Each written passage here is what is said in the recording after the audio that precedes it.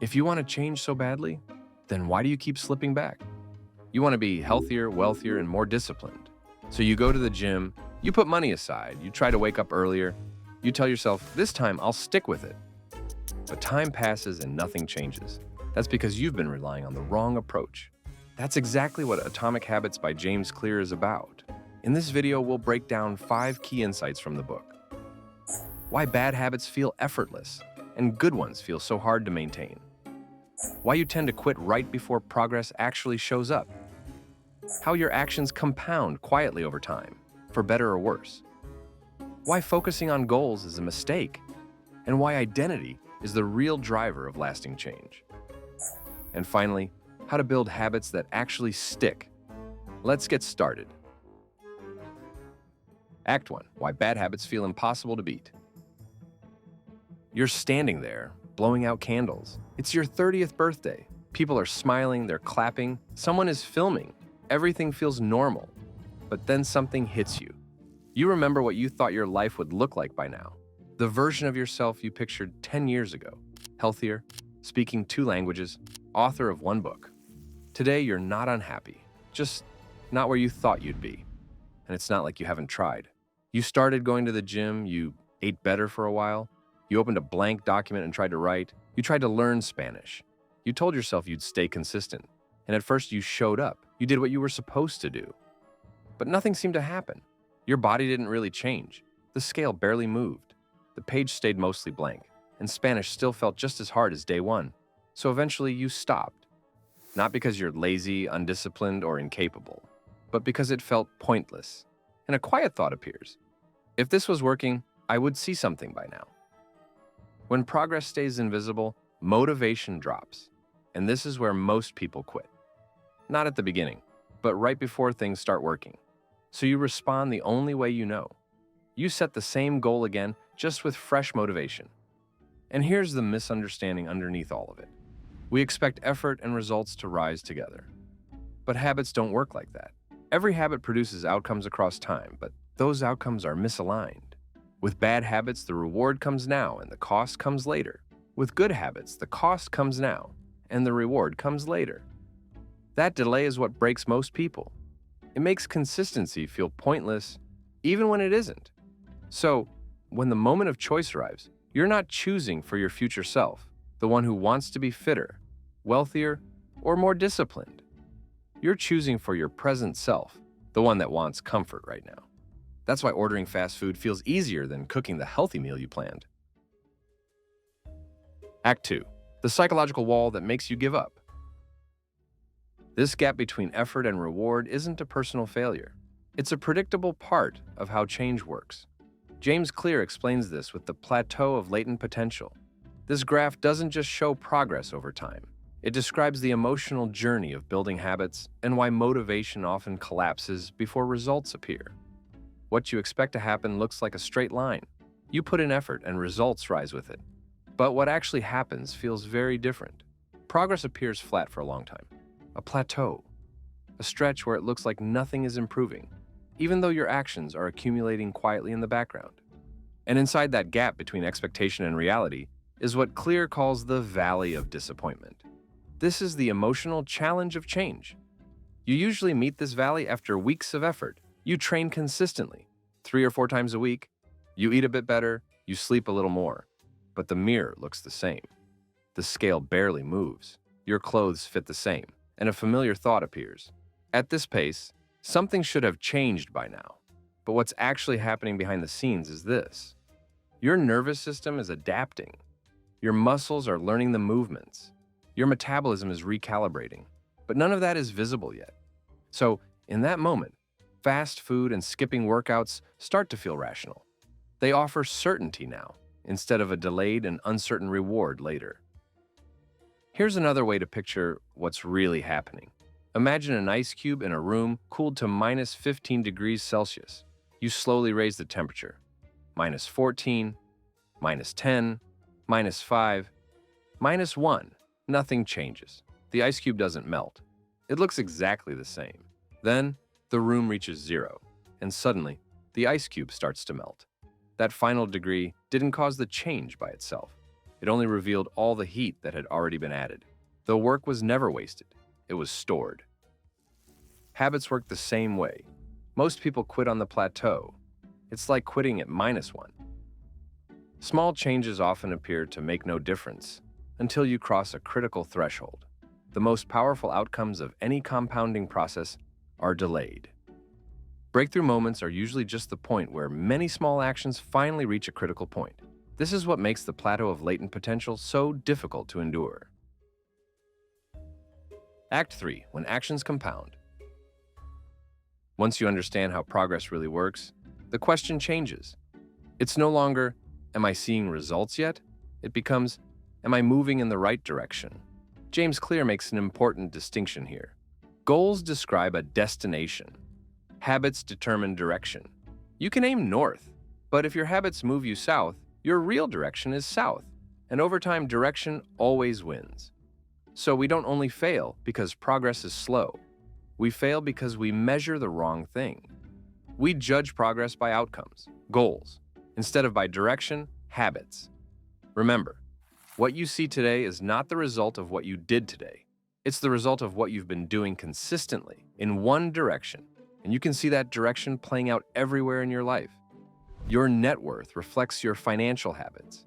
Your health reflects your eating and movement habits. Your knowledge reflects your learning habits. Your environment reflects your daily standards. That's why James Clear says, you should be far more concerned with your current trajectory than with your current results. Two people can be in the same place today and be headed toward completely different futures. Or two others can be far apart today, but moving toward the same outcome. One small action doesn't look impressive, neither does the next one, or the one after that. But repeated daily, those actions don't just add up, they compound. As James Clear puts it, time magnifies the margin between success and failure. It will multiply whatever you feed it. He calls this the 1% rule. Getting slightly better each day doesn't feel impressive. Most days, it doesn't even feel noticeable. But improving by just 1% every day for a year makes you nearly 37 times better. Do the opposite, and a 1% drop each day leads to steady decline. Small wins don't stay small. Small mistakes don't stay small either. What matters isn't how successful you feel right now. What matters is whether your habits are pointing you toward the future you want. Because once direction is right, time does the rest. Act 4. Why goals fail to create change. Once you understand that progress is about direction, one mistake becomes obvious. Most people try to create change through goals. I want to lose weight. I want to write a book. I want to build a business.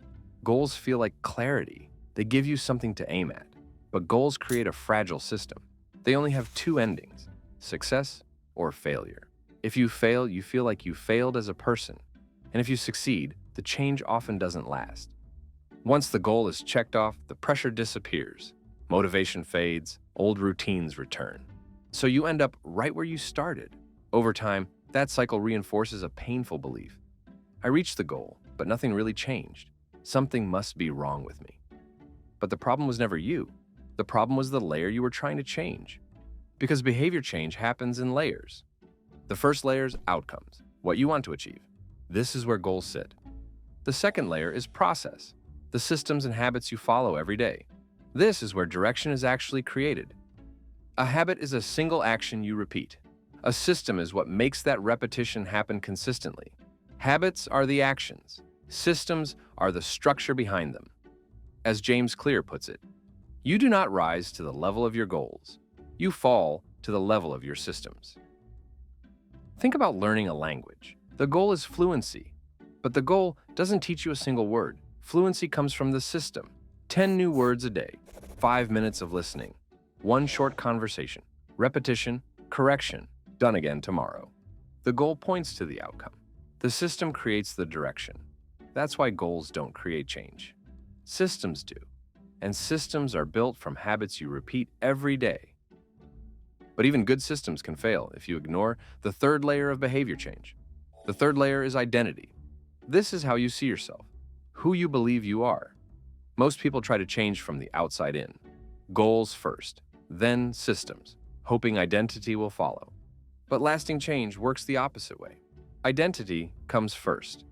As James Clear explains, the most effective way to change your habits is to focus not on what you want to achieve, but on who you wish to become.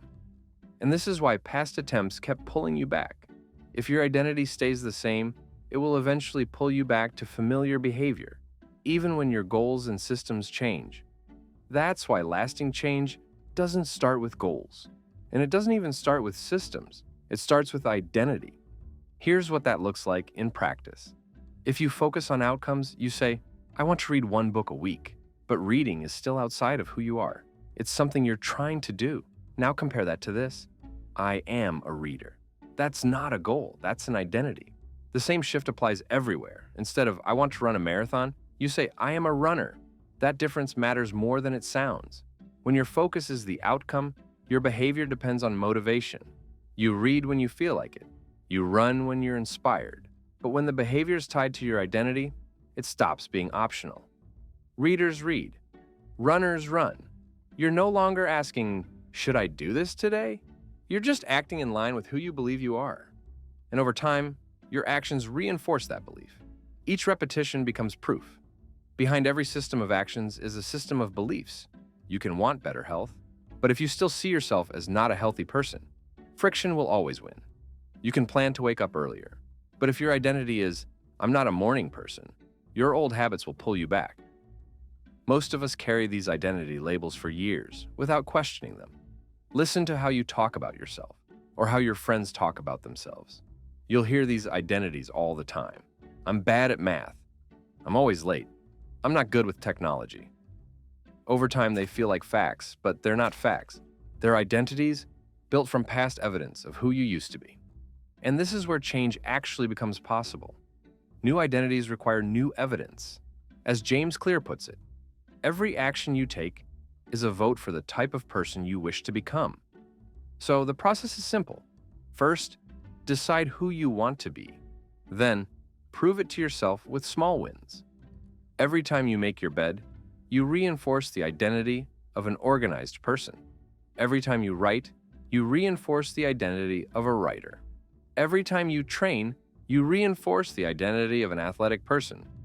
Whatever your identity is right now, you believe it because you have proof of it. Change the actions you repeat, and over time, you change the identity they support.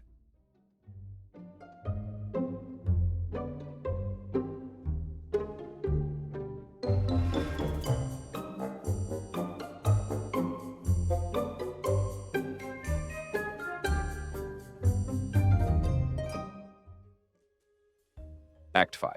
How to change your habits. Habits are small actions repeated over time that stop being choices and start becoming part of who you are. But repetition doesn't just change identity, it physically changes your brain.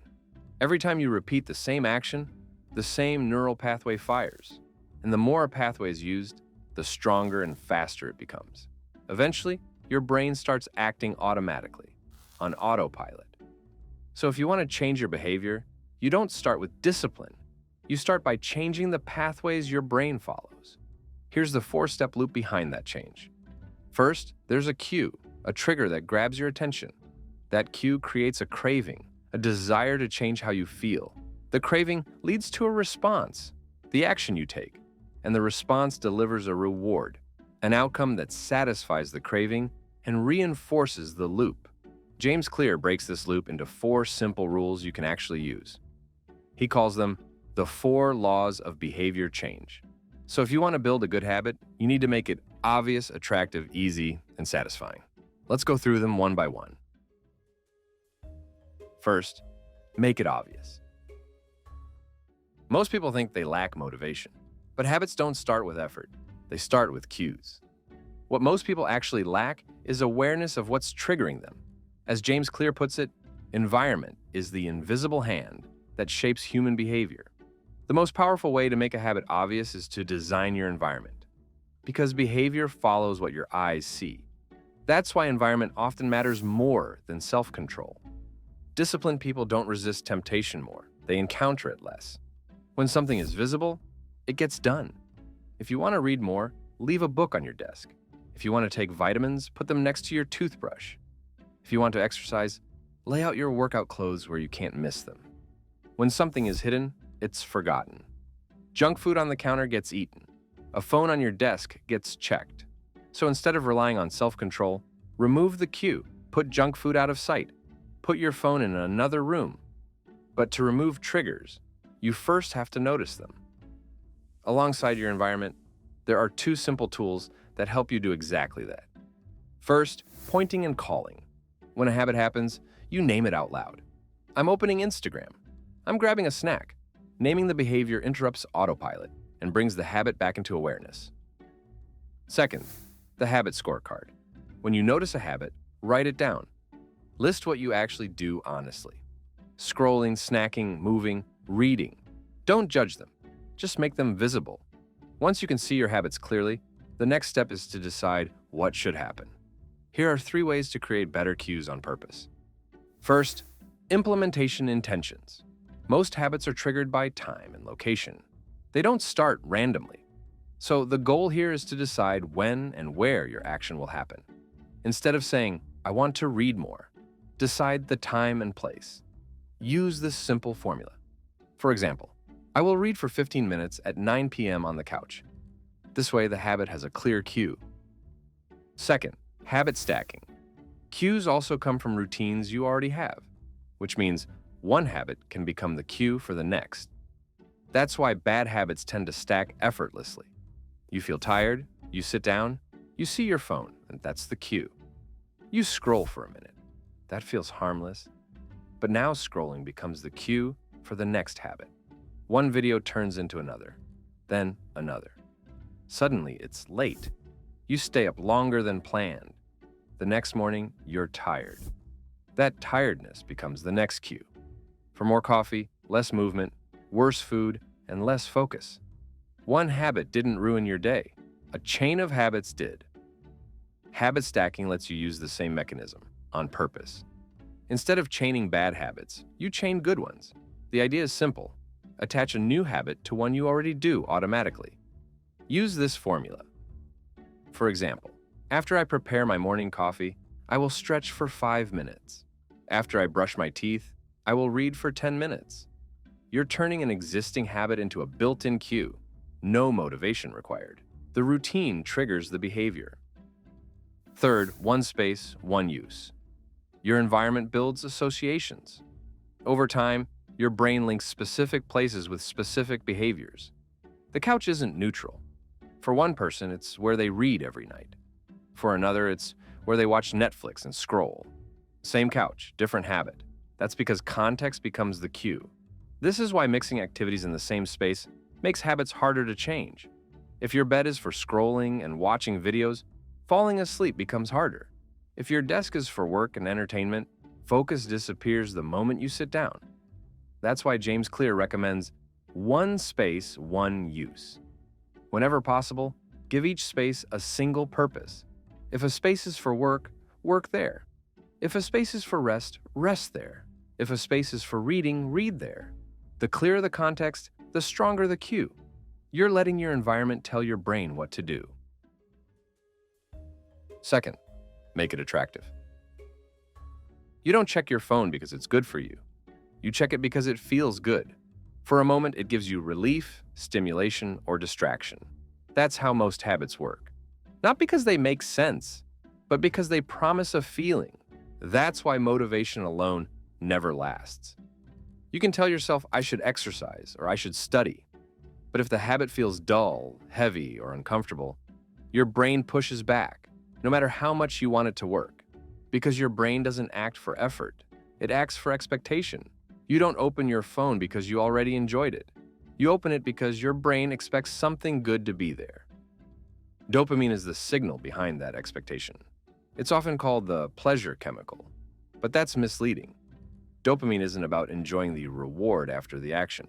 It's about anticipating the reward before the action. That anticipation helps you focus and move towards something you believe will feel rewarding. As James Clear explains, dopamine spikes before you act, when your brain predicts that something good is about to happen. That prediction is what creates the urge to act. That's why you feel the pull when a notification appears, not after you've answered it. You feel the urge when you see the cookie jar, not after you've eaten the cookie. So if a habit doesn't create anticipation, your brain won't want to repeat it. And this explains why most good habits fail. Exercise feels uncomfortable. Saving money feels like sacrifice. Studying feels boring, not because they're bad habits, but because the reward is delayed. Your brain is built to prioritize rewards now, not later. So if you want a habit to stick, you have to make it attractive now, not someday in the future. But how do you actually do that? Here are a few strategies to make your habits feel rewarding immediately. Strategy number 1, temptation bundling. Here's how it works. You pair something you want to do with something you need to do. Doing the thing you need to do becomes the gateway to doing the thing you want to do. For example, only listen to your favorite podcast while running. Only watch YouTube while stretching. Only listen to a specific playlist while cleaning. You're not forcing yourself anymore. You're creating anticipation. Over time, your brain starts associating the habit with a positive feeling, and that makes it easier to repeat. Strategy number 2, use social attraction. Cravings don't just come from pleasure. They also come from belonging. One of the deepest human desires is to fit in. In the background, we're constantly asking, what are they going to think of me? And we quietly adjust our behavior based on the answer. That's why habits are more attractive when they're normal in your environment. As James Clear explains, we don't choose many of our habits consciously. We imitate them, and we tend to imitate 3 groups in particular. First, the people close to us. We naturally copy the habits of the people we spend the most time with. When the people around you exercise, read, or build something meaningful, those behaviors start to feel achievable, even normal. James Clear gives the example of nerd fitness. They solved a problem many self-described computer nerds faced. They didn't see themselves as athletes. So, traditional gyms felt unwelcoming. Nerd fitness flipped that. The shared identity already existed, being a nerd. The new habit they wanted to build, fitness. By joining a group where people already felt they belonged, exercising became less intimidating and more attractive. Second, the majority. We are strongly influenced by what most people around us are doing. Psychology experiments show this clearly. In the famous Asch conformity line experiment, people were asked to answer a simple question. The correct answer was obvious, yet many participants changed their answer to a wrong one, simply because everyone else in the group answered differently. Not because they're stupid, but because standing alone feels uncomfortable. This is called conformity bias. That's why changing your habits can feel hard, even when you want to change. You're not just fighting yourself, you're pushing against the group. You've probably experienced this yourself. When everyone around you orders fast food and you're the only one eating healthy, sticking to your choice feels awkward, even lonely. So the goal isn't to fight the majority, it's to choose a different one. A group where the behavior you want is already normal. Because when the group supports the behavior, resistance drops instantly. Change feels attractive, but when it means standing apart, change feels uncomfortable. Third, the people we admire. Think about someone you admire, maybe a founder, a creator, or a leader. You don't just admire their results, you admire how they live. They train consistently, they read, they show up on time, they work when it's uncomfortable. Those habits become attractive because they signal competence and discipline. You copy them because that's what respected people seem to do. And because you want that recognition too. You want approval. You want to feel capable. So when a behavior earns admiration or status, your brain tags it as desirable. Strategy number 3, reframe the habit. Cravings are shaped by how you interpret an action. So instead of saying, I have to train, reframe it as, I get to take care of my body. Instead of, I have to save money. Reframe it as, I'm building future freedom. The action stays the same, but the meaning changes. And when the meaning changes, the feeling changes. And when the feeling changes, the craving changes. Third, make it easy. We're now looking at what happens in the exact moment you're supposed to act. At this point, your biggest enemy is friction. That's because human behavior follows the law of least effort. The more effort a habit requires in the moment, the less likely you are to do it, especially when you're tired, busy, or stressed. That's why scrolling on your phone or watching a show happens so easily. Those behaviors don't require discipline. They require almost no effort. And the same rule applies to good habits. When the habit is convenient, you're far more likely to follow through. The less energy a behavior requires, the more likely it is to happen and to be repeated. So instead of asking, "How do I force myself to do this?" ask, "How can I make this easier?" Here's how to reduce friction before it ever becomes a problem. First, prime your environment. Don't rely on willpower in the moment. Make the right action the default. If you want to work out, place your shoes by the door. If you want to eat better, prepare the ingredients ahead of time. If you want to read, keep the book visible and within reach. Good habits should feel like the obvious choice, not a difficult decision. Second, the 2-minute rule. Habits don't form through intensity, they form through frequency. So the real question isn't, how hard can I go today? It's, can I show up again tomorrow? That's why James Clear introduces the 2-minute rule. When you start a new habit, scale it down so it takes less than 2 minutes. Read 1 page, do 1 push-up, write 1 sentence. The point is not to do this one tiny thing forever. It's to master the habit of showing up. Once showing up becomes automatic, improving becomes easy. Finally, focus on repetition, not perfection. People often ask, how long does it take to form a habit? You've probably heard 21 days, but that's the wrong answer, because it's the wrong question.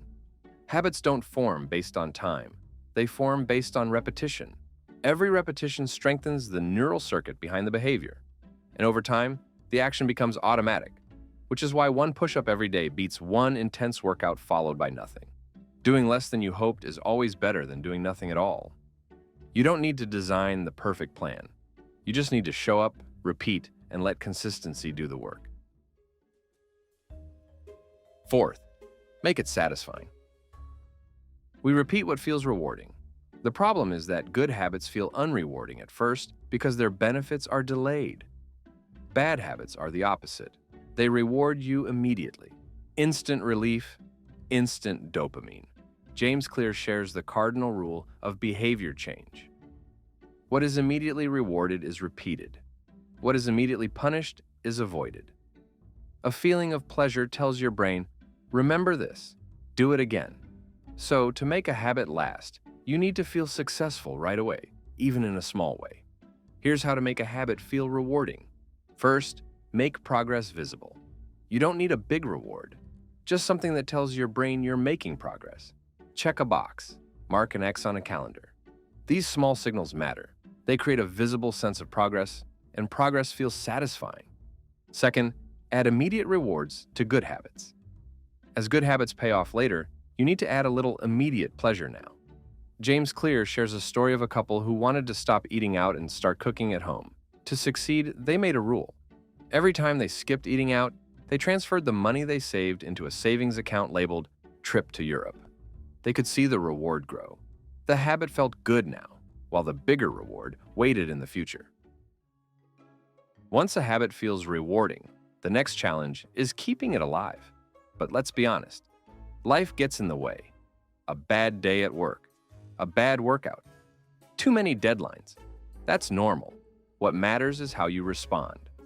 James Clear gives a simple rule: never miss twice. Missing once is an accident. Missing twice is the start of a new habit. Progress is not about pushing harder. It's about not breaking the chain. Don't break the chain of workouts, and fitness follows. Don't break the chain of writing, and progress compounds. And if a bad habit starts to form, the solution isn't effort. You will need to go through the same system but in reverse. Make the cue invisible. Make the craving unattractive. Make the response difficult. Make the reward unsatisfying. Add friction. If you want to snack less, don't keep junk food within reach. Put it on a high shelf or don't buy it at all. If you want to watch less TV, unplug it after use. Put the remote somewhere inconvenient. If you want to spend less impulsively, leave your credit cards in the car. Bad habits don't disappear because you resist them. They disappear because they become inconvenient. And if a bad habit gives instant pleasure, add instant pain. Make it embarrassing, make it expensive, make it uncomfortable. That's where accountability helps. Use habit contracts, public commitments, financial penalties. Because behavior changes fastest when consequences are immediate and real. Good habits stick when they feel satisfying. Bad habits fade when the system works against them. Habits don't change, because you try harder. They change because the system changes. And once the system is right, consistency stops feeling hard.